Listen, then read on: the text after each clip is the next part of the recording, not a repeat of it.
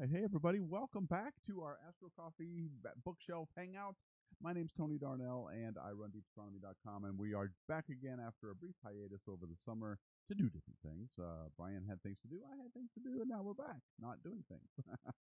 So today, let me pull my co-host up. Dr. Brian Keating is with us and joins us because the purpose of these Hangouts is to introduce you to new books and new publications that have been made available in the world of astronomy and science. And Brian has a wonderful podcast and YouTube channel. The links of all of that are in the description box of this video. If you're watching this on Deep Astronomy, please follow him and his channel on YouTube. And he has access to some amazing interviews and authors and all kinds of stuff. The most recent of which, well, maybe not the most recent, but the one we're going to talk about today is his conversation with Anne Druyan, the co-creator of Cosmos, and has her life involved in many different aspects of the world of science communication, and she is also the wife of the late Carl Sagan. So welcome, Brian. It's good to have you back. Oh, hang on. Yes, I'm trying to figure out why you're not live. I'm like, you see me? The sound is there. Good. Okay. You hear me? I believe so. All right. Only my volume is low. All right, I'll turn my volume back up. There, it's louder. There we go. Testing, testing. 1, 2, 3. Okay. Have my volume. That should be better, folks. Okay. Good. My volume is low. Too quiet. Volume up. Oh, thank you, Nuki. Okay, everybody, the volume's up. Stop chatting about it. Okay. Welcome. Okay, back to this. So tell us about your conversation, Brian. Tell us, first of all, we can't always assume everybody's watching every week that knows what we're doing. So introduce yourself, talk about what you're doing, and in particular, the topic of today. Yeah, so I'm Brian Keating, a professor of physics and astronomy at University of California, San Diego. And I also run the Into the Impossible podcast, which is a production of the Arthur C. Clarke Center for Human Imagination. A lot of vowels there, a lot of words there. But the mission of the Clarke Center is really to bring the arts and sciences to the masses, to the lay people. And we have incredible guests on the show. It's an interview show. Typically, there are authors who are my guests, but not always. And in fact, this week I had none other than Noam Chomsky, the most cited academic in human history, just because he came about during the 20th century and the advent of media. But I think his citation count is 1 million or so, which is 100 times what mine is. So we had an amazing conversation, which you can find on my YouTube channel, which is just my name here, Dr. Brian Keating. And I'll put links to it. And we had a fantastic conversation this week, including the linguistics of communicating with alien species, if you can believe that. He's the father of linguistics, essentially, cognitive science, professor at MIT for 60 years, and was gracious enough now to take some time out of his very active retirement, or maybe he's still actually quite active at University of Arizona, where he is currently located. And we talked for almost 2 hours. So I'll put a link to my channel, and people can go over there from your channel, check that out. But this week, I published an interview, or actually it was last week, with Anne Druyan, who is the author of many books. Cosmos Possible Worlds is her latest book. And it's based on the series Cosmos, which is now the implementation that's called Cosmos Possible Worlds is the 3rd season, they're calling it. There's a lot of time between seasons. It's not like binge watching on Netflix. First season was 1980 with Carl Sagan. Season 2 was in 2014 with Neil deGrasse Tyson as the on-air host. And he will return in the fall in September 23rd, I believe it is, for a reprise as the host in Cosmos Possible Worlds. Allegedly, you can stream it now. But I talked to Anne Druyan for an hour and a half or so about a month ago, and we just had an amazing conversation about this book. And so I really want to get into this book and some of the novelty that I found in it, and also the kind of standard questions I always ask of my guests. In particular, this time was nice because she's the first time we've had on a mother-daughter duo. We had on Sasha Sagan. You and I talked about that about a month ago. I had her on Mother's Day, and I had Anne Druyan on around Father's Day. but it was nice to have the first mother-daughter duo, and I made sure to make a reservation for Anne Druyan's daughter. Sasha has a daughter named Helena, and I'm already pre-booking her granddaughter on the show for 2037. So stay tuned for that. Okay, well, tell us about the book then. So the book is really fascinating. It's one of these books. It's actually, you can get it relatively easily available, even though the book is, the series is not out for several months. You can get it in one of two ways. You can buy it yourself, or you can enter a contest that I am running, and I hope people will do this. I'm going to put a link to the contest. So I'm running a contest, a giveaway for this book, and it's very simple. You can get a bunch of a bunch of entries in this contest to get a free copy of this book shipped to you. Unfortunately, it's only for U.S. residents or APO post office boxes. But this contest is really to get people excited about this series that's coming up. And best news of all, Tony, she's agreed to come to UCSD for an event, possibly around the launch of Cosmos Possible Worlds on National Geographic and Fox this fall. So I couldn't be more pleased with the way the conversation turned out. So I really encourage people to enter the contest, and also to stay tuned for this incredible opportunity to win a book, this book. So what does the book cover? It covers the many different ways in which the word, possible worlds could be interpreted.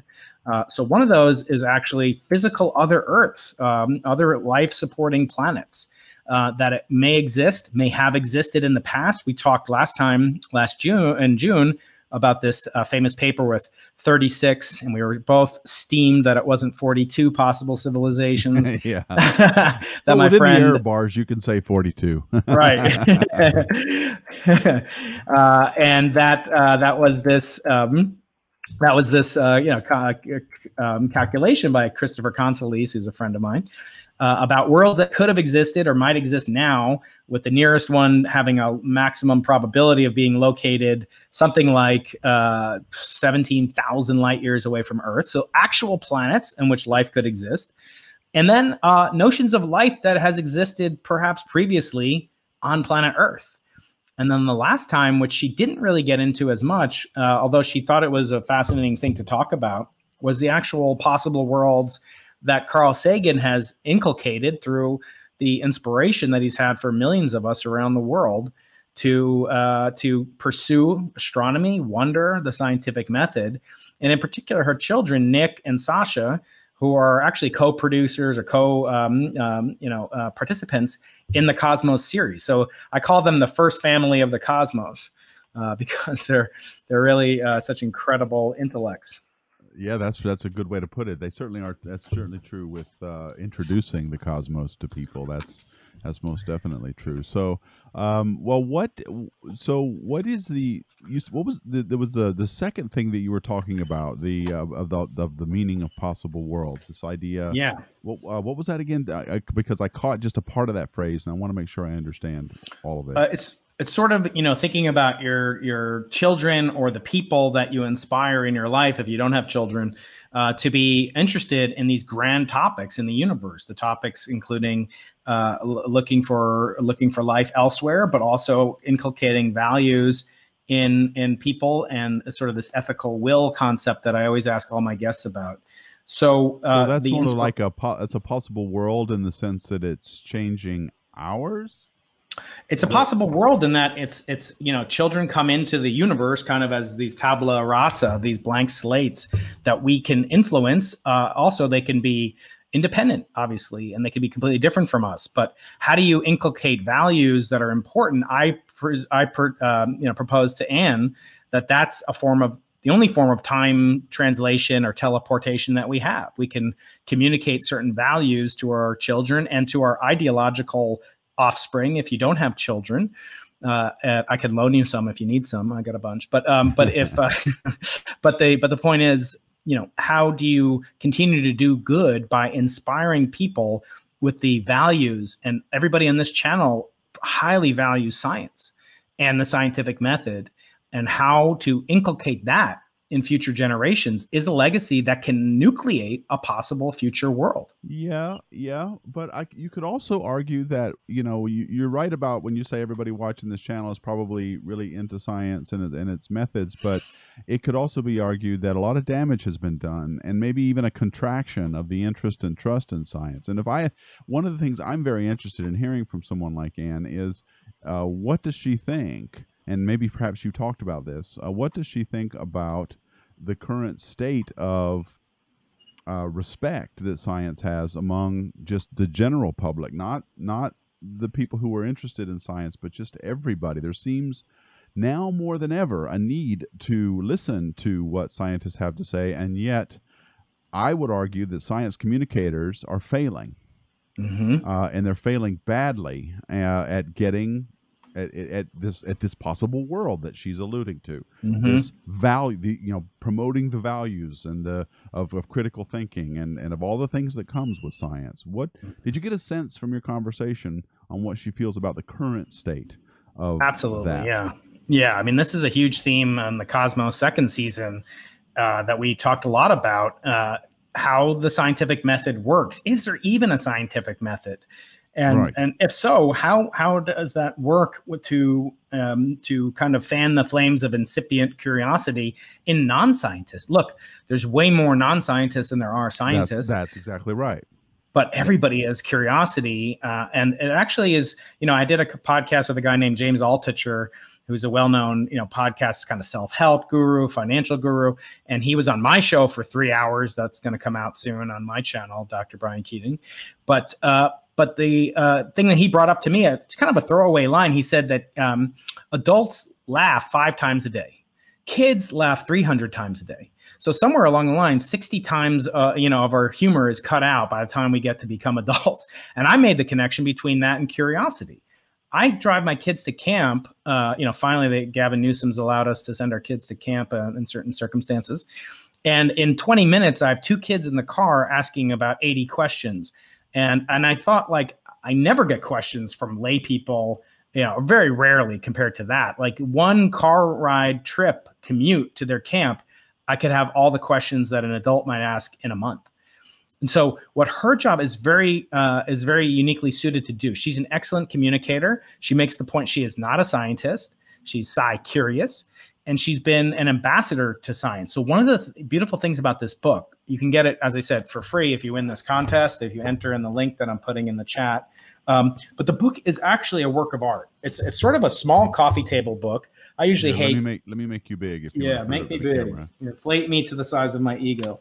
We have wonderful illustrations here that are uniquely, displaying the glory, the beauty of the cosmos. And that's a vector, right? A vector to having people, children, appreciate the cosmos, involve these things that actually Carl was responsible for. So she goes through his kind of history and how he was inspired by these grand themes in the 30s, hearing Albert Einstein, one of the first, if not the best, popularizers of science. He was not only a genius and a great scientist himself, he was actually one of the first communicators of science. And what they do beautifully in this book, which is like a coffee table book, but not as an insult, it's just physically beautiful. There's no way somebody can pick this up and not get drawn in by some of the images here. This is not a nebula, What is this relevance to possible worlds? Well, it has to do with the hydrothermal vents that can produce organic compounds that may turn into inorganic compounds. There's archaeology in here, and the mixture between high tech and there's paleontology. There's looking at extremely high tech, including her description, as we talked about in the interview, of her brainwaves were recorded and encrypted onto the Voyager Golden Disc album. This is now on a 5 billion year long journey. And what were her brainwaves processing? Were they processing, the Lorentz transformation? No. She was thinking about her newly incipient love for Carl Sagan. They had just met in 1970 something, and they had been falling in love. And she developed this idea that they would record her brainwaves in an EKG machine, and then that EEG machine, and she would use those brainwaves. They were encrypted on this record, which I pointed out was really the first example You ever heard of world music? It's a little different than elevator music, but it's we take it for granted now. You hear it like South American pan flute. You hear that. She was really part of the first effort to ever make world music. And why? Because they wanted to make a time capsule, and they wanted to send this time capsule out into the universe. And it was as much for the benefit of the future aliens that find it, so that they can know the menu of what they're going to eat when they come. No, I'm just kidding. Hopefully they're not going to do that, Tony. But it's as much for them as it is for us, and what is meaningful for people on Earth. So she's an artist.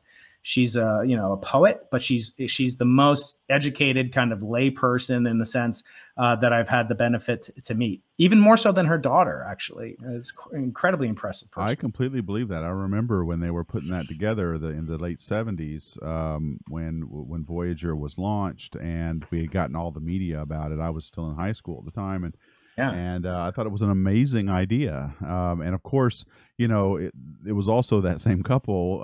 I think I don't know what role Anne had in it, but of course, Carl pushed really hard for Voyager to turn around and take a look at Earth when it was way far out there. And that was because they got it. They understood what you had to do with science missions like this. You needed to inspire and give perspective of our place in the universe, and he had at his disposal these tools: the Viking lander, the Voyager probes. He's been involved in all kinds of books, of course, and TV shows.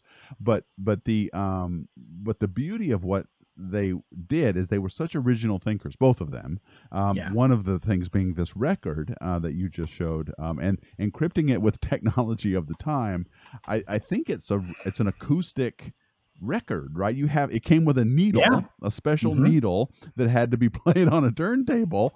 So you had to, and there was instructions on that somewhere on the plaque that showed you how to put it together, and you had to play it like an LP. Now we don't even do that now. In fact, Larry we need instructions. In the chat says that his signature's on the golden disc. I wonder how that came to be, but maybe Larry, you can put in the comments how that came to be. And definitely, I did not know. That's really cool, Larry. That's how'd amazing. You do that? And of course, that's a tradition. They're still going on. NASA lets you electronically put your name into various rovers and stuff that go to Mars. So they were the first, right? In New Horizons, they beamed a bunch of signatures, etc., out into the universe, out to New Horizons on the occasion of it making contact with Pluto. How active is Anne in social media? I don't think she's that. I mean, I follow a lot of people. I don't think she not is. at all. She? Right? No, she has no presence. What does she have? Is that a statement about how she feels about social media, or can she just not be bothered? I think she's a certain demographic, that's not quite as savvy as others. It's funny because her son Nick is on Twitter, and then he tweeted out a tweet from someone named Denzel Washington. And Denzel, but it's a parody account, so he didn't realize it even. And I was realizing because I heard an interview with one of my chief competitors in the podcast circuit is, of course, Oprah Winfrey. I mean, she's always looking over her shoulder at me. She has a wonderful interview with Kevin Hart, the comedian, and he was kind of like making the distinction between new media people like himself and then people like in the old guard like Denzel Washington. And then I come up on this quote by Carl Sagan's son Nick, retweeting someone named Denzel Washington, who's not really Denzel Washington. So it was just funny to kind of have this. I think we'd all be more productive if we were, she doesn't need to, she's the co-producer, she's the writer, she does so many things. And they have a fourth season, I am told, in the works as well.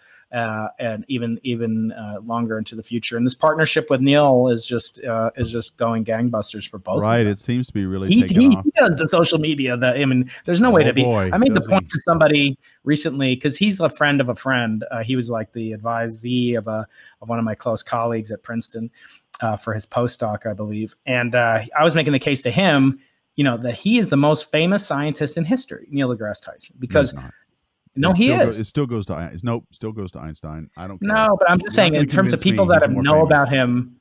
Yeah, I mean, Einstein didn't live during the era of media popularization that we have today. In terms of like who can pick up, who would a scientist be, who would recognize it? Yes, Einstein might be more, and he's certainly more of an actual practicing scientist than Neil is, as Neil fully admits. Yeah. But nevertheless, I'm just making the point that social media has taken scientists into the realm of celebrity.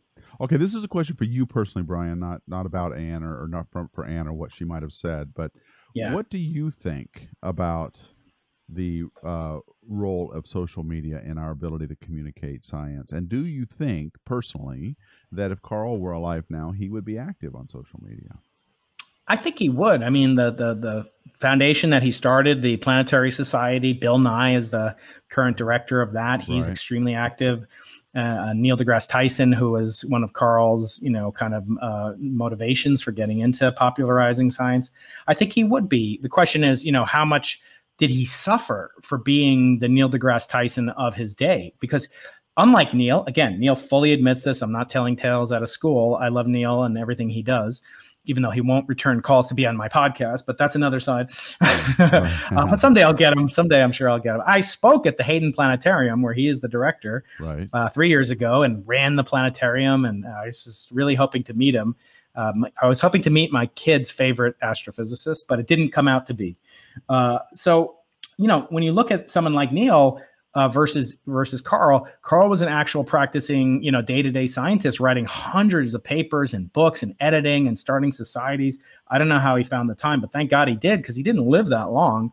Unfortunately, he died in the late 90s, but he accomplished a tremendous amount. But one thing that I know sort of irked him was the fact that he never got elected into the National Academy of Science for the work that he did in basically creating the fields of astrobiology and contributing to studies of brown dwarfs, working on nuclear, proliferation, disincentivization.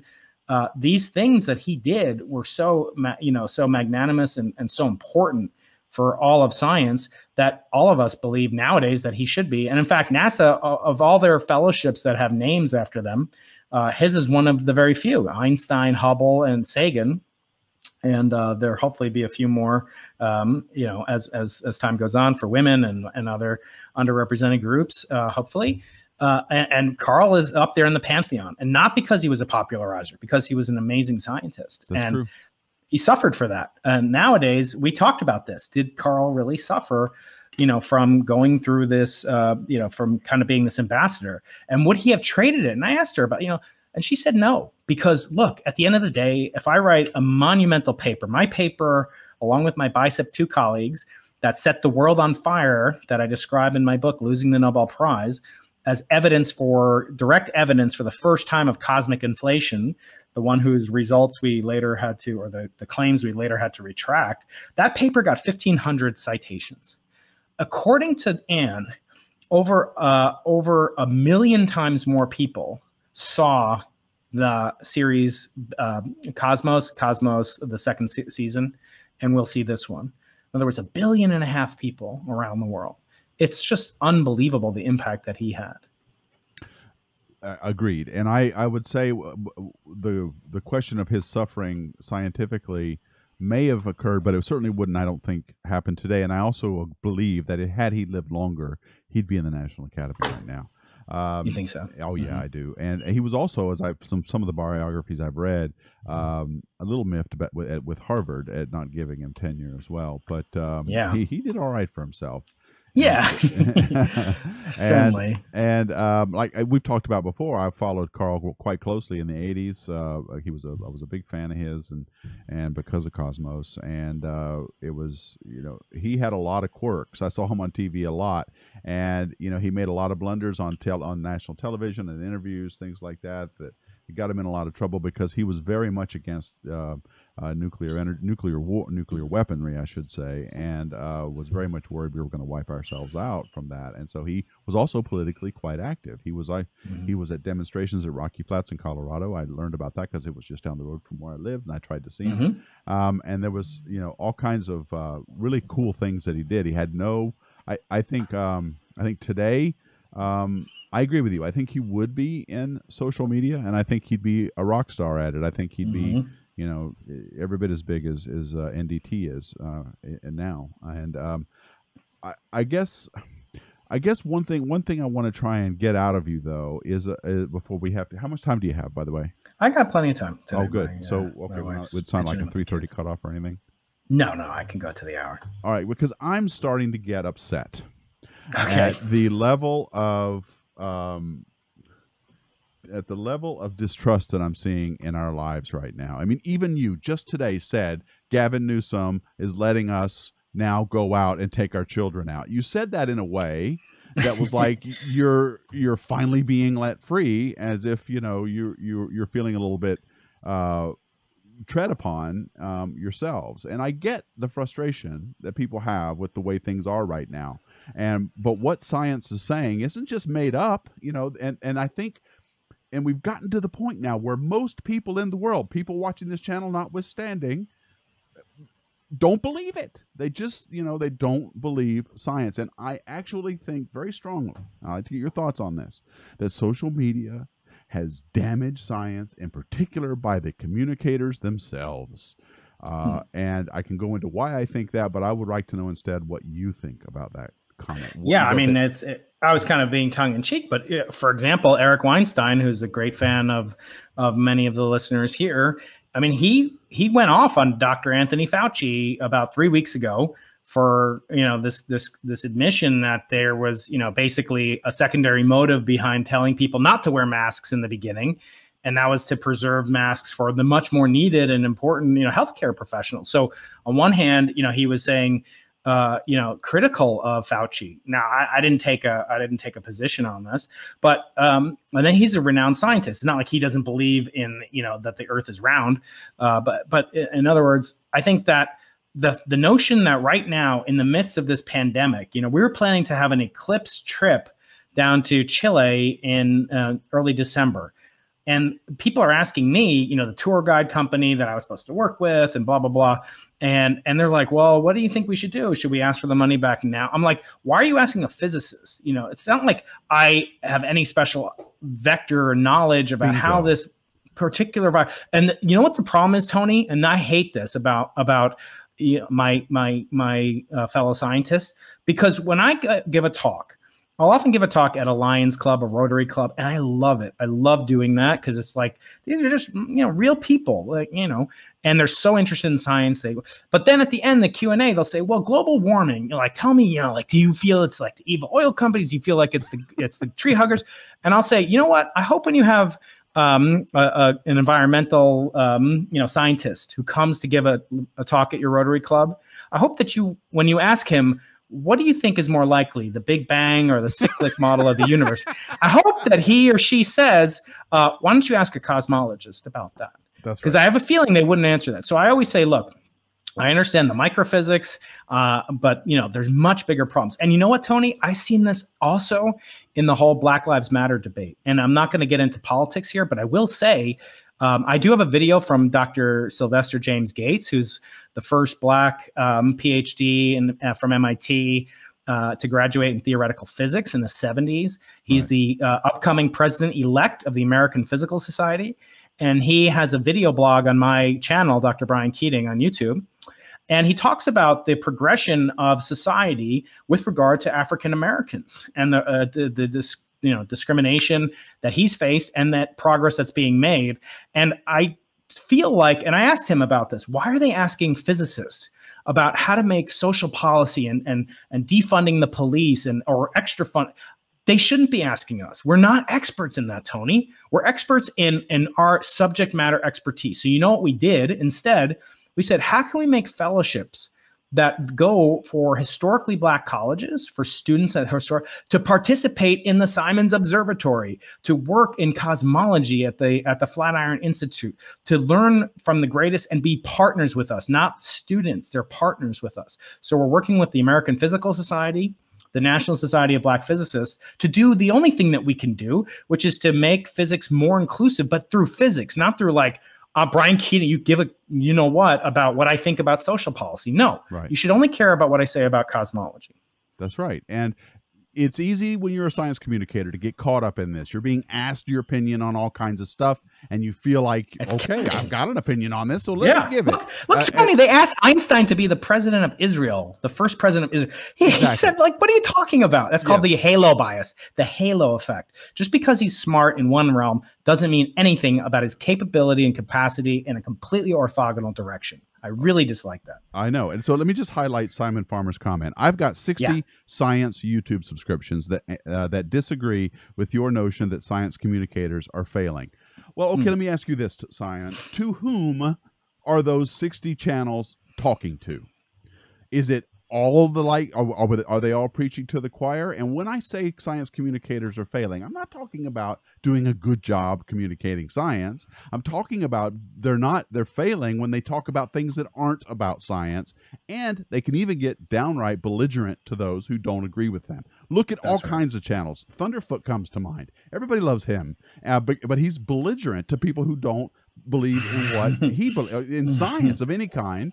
And there are, there's tons of other examples out there of people who are great at science communicating, but feel the need to talk about things. Richard Dawkins, how about him, right? Let's talk about religion. In what way is he even remotely qualified to do that? And what that does is it ruins your credibility among those who don't know anything about science credentials, right? That's right. And why would they trust you if you're going to sit there and attack them for some?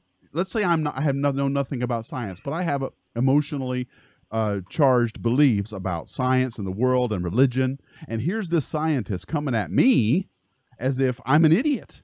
Am I going to trust this guy? Hell no. Neil deGrasse Tyson's done it. And all the really, really big science communicators have felt the need to denigrate those who are not just, stomping on the footpath of science. It's called scientism, and it's a problem. And that's the point I'm trying to get at. And I believe that the current state of affairs, for what universe is wearing a mask a political issue, right? And yet here we are. How did we get here? And so we got here in part because of a distrust in science. And I'm trying to ask Brian where he thinks that comes from. And by extension, Andreen, and it sounds like that you never really asked that. Did you talk about that with her at all? About science? The level of distrust in science in our culture today. Well, I think she views it in somewhat similar fashion to the way that I perceive it, which is that, scientists have an obligation. I believe scientists have an obligation to communicate what they do. But, it should also be taken with the astronomer's version of the Hippocratic Oath. In other words, do no harm. So you can point to peer review. You can point to studies. The problem that I think happens is that, let me take another step back to where you talked about social media. So I had this conversation with, I won't use his name, but he's basically one of the most famous scientists in the world and a theoretical physicist. And he said to me, that he would never go on Twitter. He would never go on Facebook because he knows he has new ideas that are incipient. They're about to come out. They're in a tentative state. And he knows that he or his postdoc or his graduate student, she could be up there on the board at a seminar and people taking pictures of it, posting it, oh, this is stupid. The universe began like this. The universe ends like that. And it could be extremely detrimental to the fanning of these flames that for theoretical ideas, they need to be nurtured for a little bit, especially when they're iconoclastic, when they're breaking the maverick mold of what the the orthodoxy is currently. And so I think there is this problem. Look, like any tool, I think Anne and others believe that there could be good or bad use of technology that is, in the form of social media. I mean, first of all, to get stuff like this out, I have a big announcement at the end of today's talk that I'll present. Cool. I couldn't get that out, to millions of people if I was in the past. Again, if I get that paper that announced the detection of gravitational waves imprinting the cosmic microwave background polarization and losing the Nobel Prize, that got 1,500 citations, as I said. You're lucky on a normal paper is considered renowned if it has 500 citations.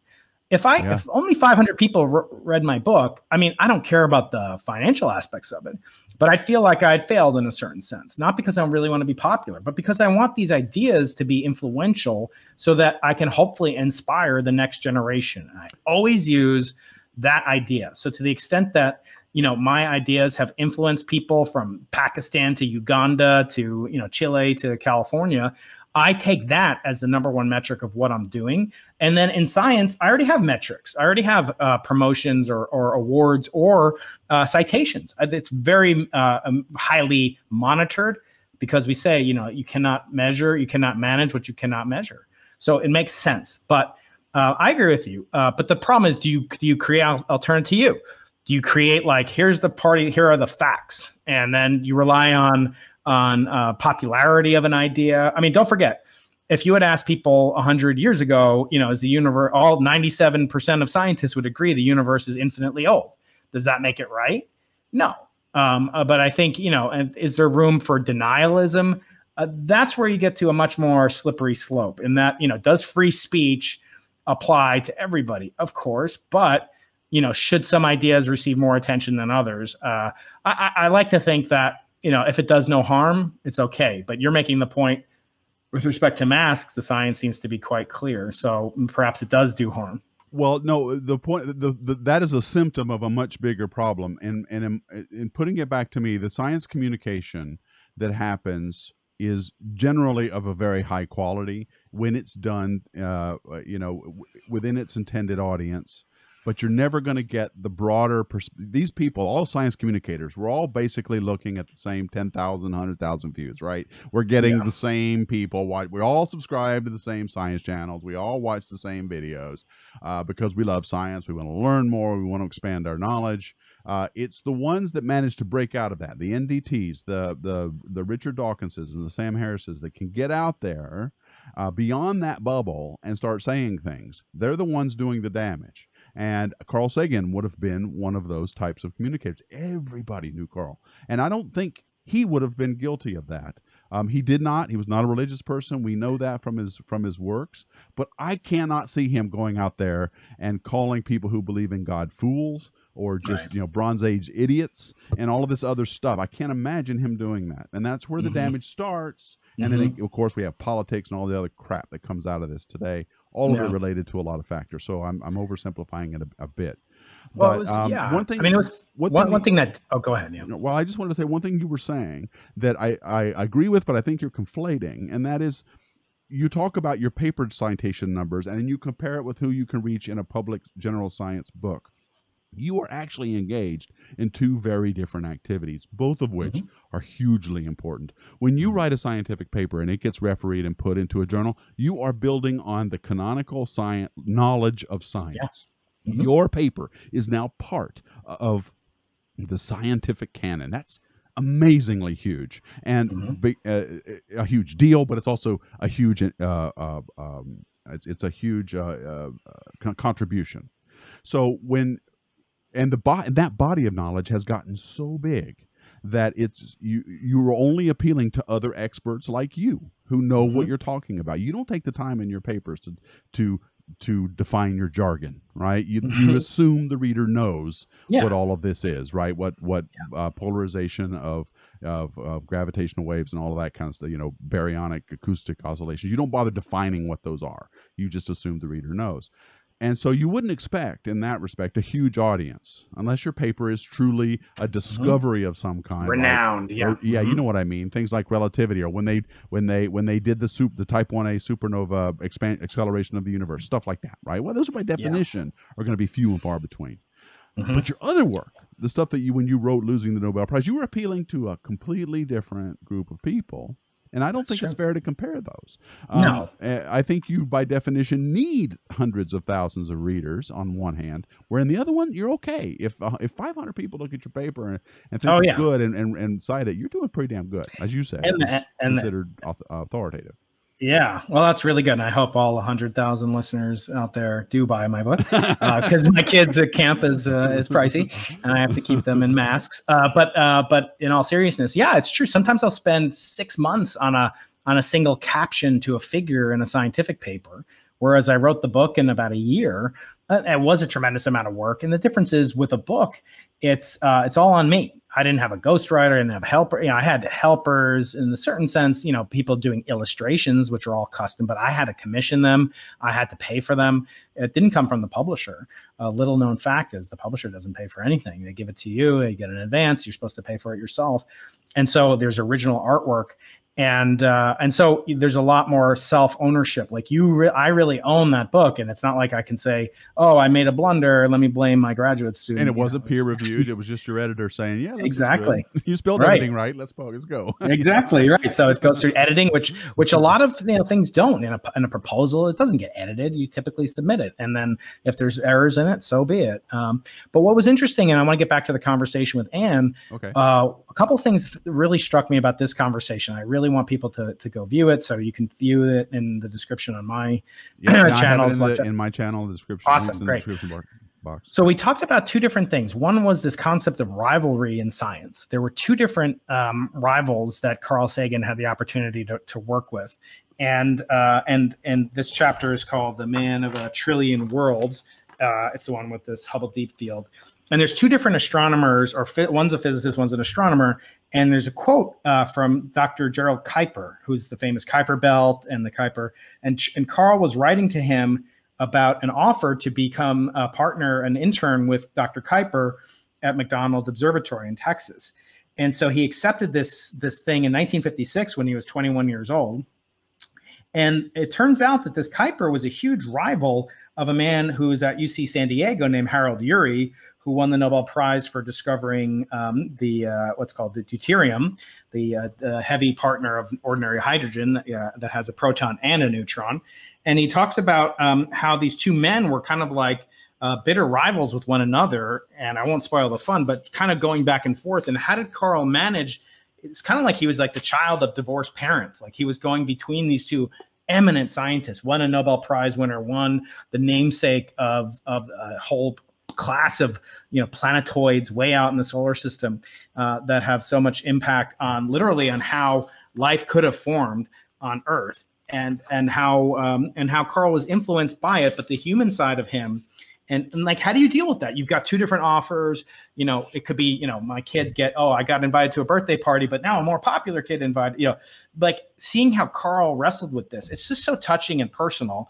I really love this chapter, and not just because it has this connection to UC San Diego through Harold Urey, who our chemistry department is named after, but it also makes this point, that these eventually they would come together in a sense and united through their scientific child, which was Carl. And that Carl would start the first generation of interdisciplinary scientific research. It's called Icarus, which kind of blended astronomy, astrophysics, planetary science, geology, atmospheric science. So this is in the 70s.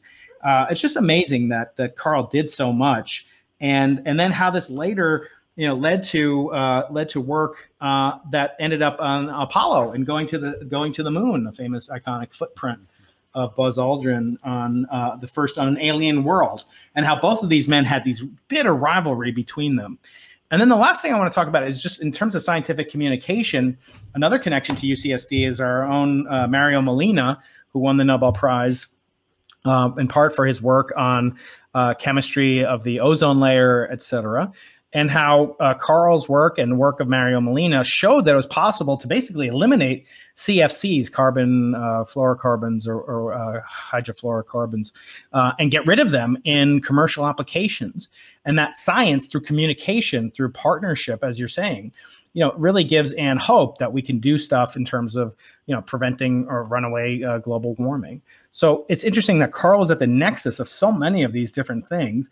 And he really played the role of, pacifist or peacemaker, and certainly advocating, against ever approaching the horrors of nuclear winter, as he coined the term, and popularized this as only he could.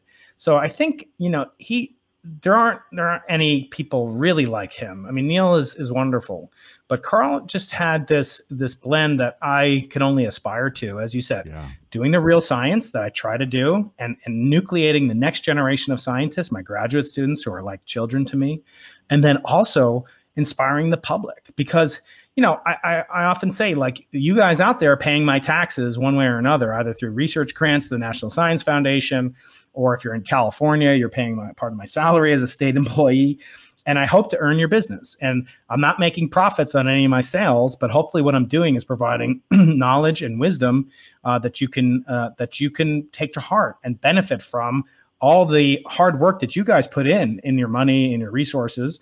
to give and trust to me and your children. For those of you who have students here or elsewhere, people like me, it's just the greatest gift to be able to be a scientist. And that's the thing that really came through, is how much he loved what he did and how tragic his life was cut short. It chokes me up.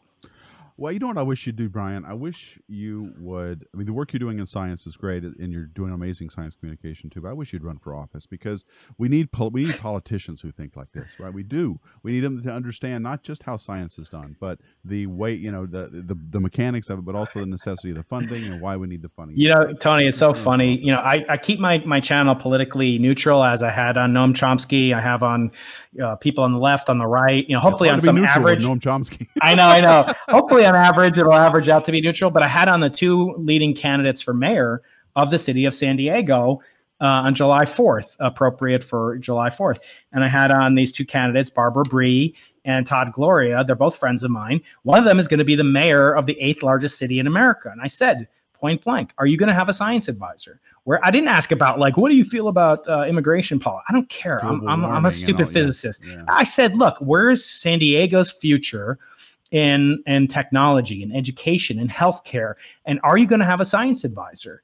And they both had to answer that question. So, that's of interest mainly to people. I've only gotten 100 views on each one of those videos, but I think they're important to see how politicians think. And again, there's 1.5 million people that live here. But to answer your actual request, I have so much more to do in science, and so much that I want to do in science and in popularization and communication to the public. It's just, sure. I know that, and I know that I'm being, tongue in cheek about it, but I use this as an example of that's where the real difference will be made, I think, in the future. We just need leaders who can lead in a way that makes some kind and I would work with anyone. I'm hoping to cultivate a brand, as you say, as people say, where be a science I don't advisor. Care. I don't. Yeah, do that. Exactly. Do that. I want to do that, and I'm open to whoever wins the president, Biden or Trump. I don't care. I am at your service because I am patriotic. And again, I only know science. I don't know, social policy and engineering. But use me as a resource if they happen to be watching. I'm more than delighted to serve. My patriotic duty would be through what I could do for science and communication of science. Okay, well, before you have to go, I want to highlight something Hans Milling has said. And thank you, by the way, Hans, for the super chat help. I do appreciate it. It really, every penny helps. So thank you so much for contributing. He's making a comment. We have seen lots of papers come out with results or conclusions before the research was done, and often with some wrong conclusions that was later withdrawn.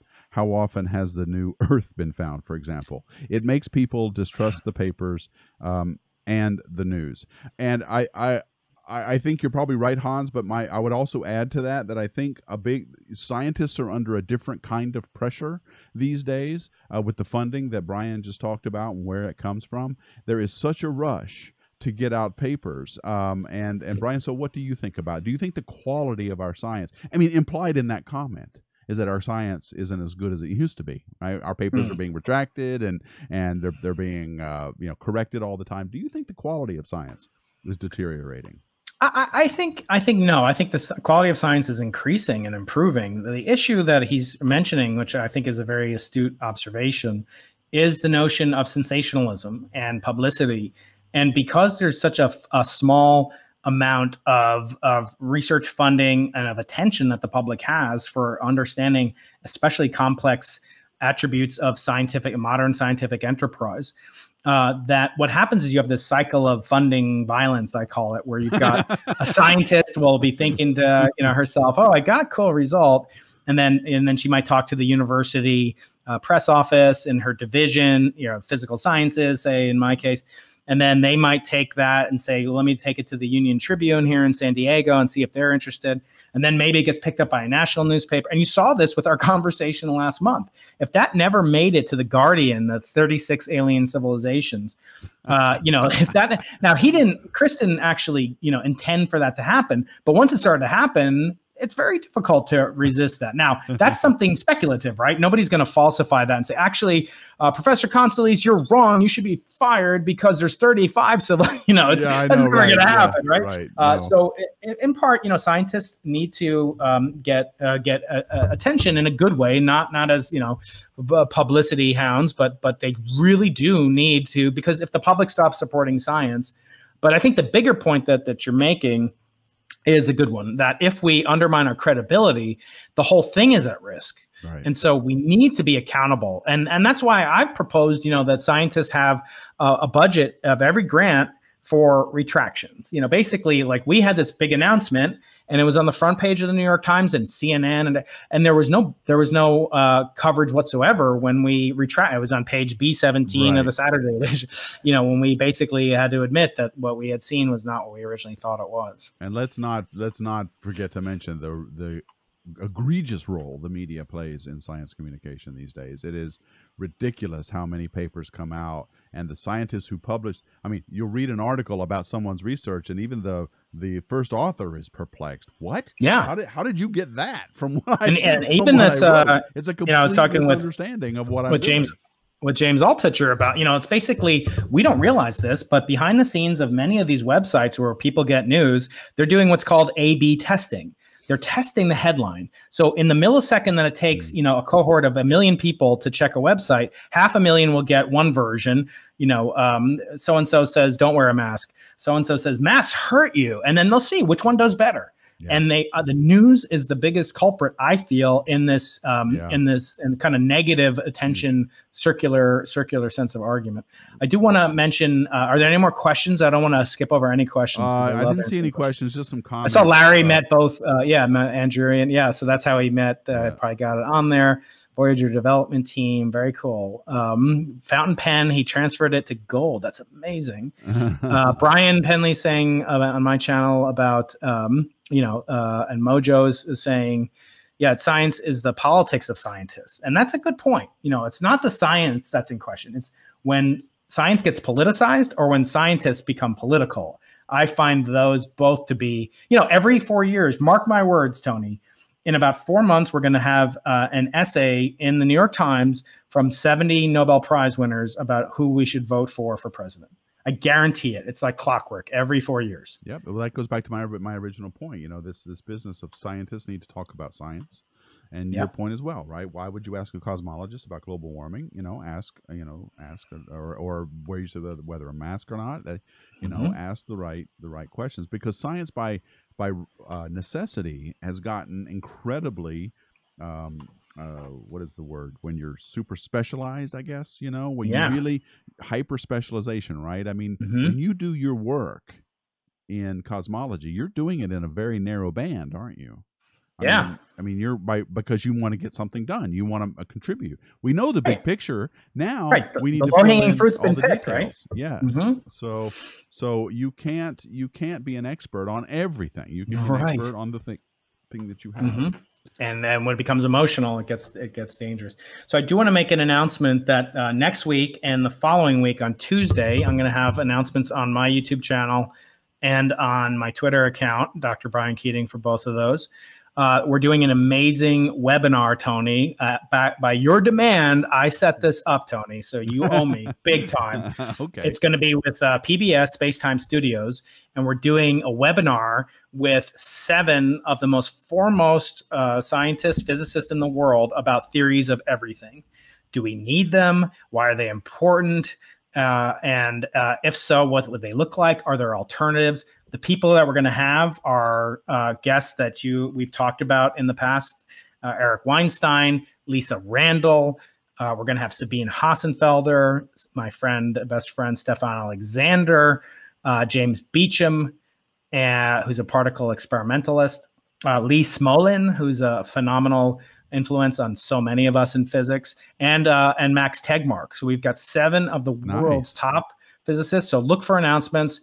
Subscribe to my mailing list so you get an invitation to it. It'll be free, but subscribe to my mailing list to get in it. To do that, how do I do that? Is it just on your website? Just I'm going to put it in the chat. But yeah, it's just go to briankeating.com and it will pop up, ask you to sign up, and then I'm going to blast out over the weekend link information for the webinars. There's 2 of them. They'll be on Tuesday afternoon Eastern time, this coming Tuesday, and then the following Tuesday it'll be early in the morning, like 7:30 Pacific time, 10:30 Eastern time. And these are just it's going to be such an exciting thing. And I want to thank you because you're continuing to press me on, do we need this philosophically? What would it look like? How could you test it or not?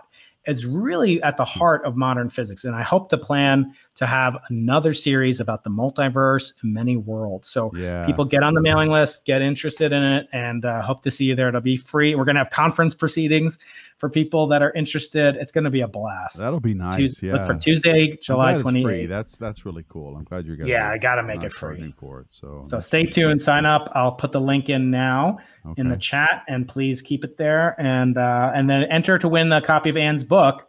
And you can enter. You'll also get on my mailing list. So please do that.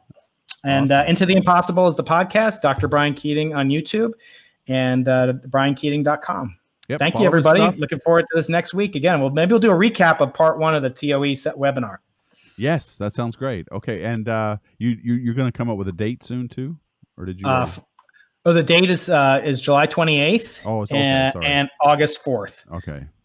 So stay tuned for the link details and how you get on it. So next week and the following yeah. week. Okay, good. Yeah. All right. Excellent. Okay, definitely. So, all right. Well, Dr. Brian Keating from University of San Diego, thank you for taking time out to join us and talk about all the cool stuff you got going on. Because I love talking with you every week. You're easy to talk to. It's so much fun. I feel more comfortable. Like I can just sort of yell at you a little bit, and you'll be like, "Yeah, man." And I'm like your research assistant, right? I'm putting together webinars. I would. Yes. Doing good work. You're doing good work, son. Very Tony. Right. Thank you all. Thank you all the listeners out there. Please keep in touch. Have a safe weekend. Right. Love you all. Yeah. Bye, guys. Bye-bye. We'll see ya.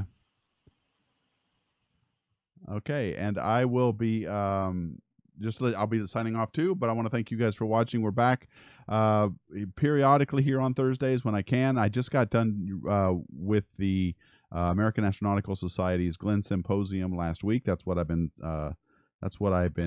doing. And yes, Galaxia, to answer your question, you can chat in a webinar because I just got through working on that very project last week. So I know that you can chat in a webinar. So definitely sign up and participate. Sounds like a lot of fun. And for those of you who don't know, I have a Twitch channel, and I am streaming more on that than I am on YouTube these days.